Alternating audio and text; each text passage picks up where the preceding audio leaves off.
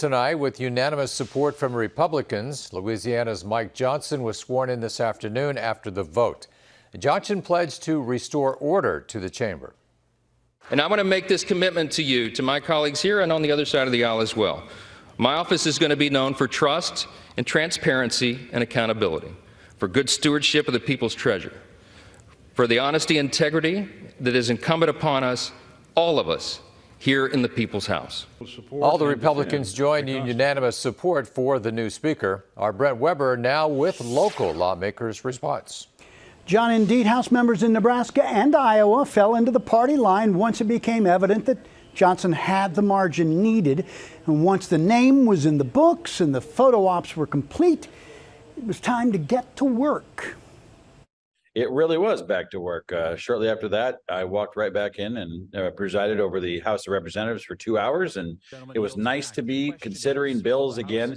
And you know what was also really reassuring? It was a resolution that 429 members out of 435 had co-sponsored. That resolution, given the name Standing with Israel as it defends itself against the barbaric war launched by Hamas and other terrorists, was the first bit of business for the newly reopened House, and like the Speaker vote, all yeas from local congressmen. Those in favor say aye. One of the most vocal critics of the process to elect a Speaker, Don Bacon, posted a tweet praising Johnson for what he calls a Reagan-like vision for the nation. From Nebraska's 3rd District, Adrian Smith called Johnson a sincere, capable, humble leader that he has always found to be thoughtful, honest, and principled.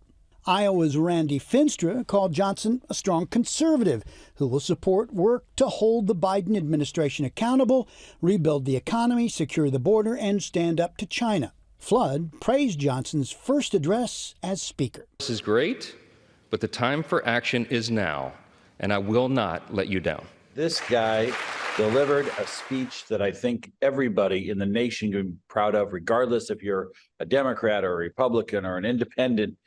He basically talked about what it means to be an American, that we need to show leadership. We need to deal with these problems, and we need to deal with them in a bipartisan way.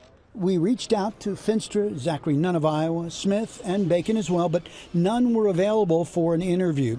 Bacon has called a media Zoom for tomorrow morning, which we plan to cover. On your side in Omaha, Brent Weber, 6 News. Former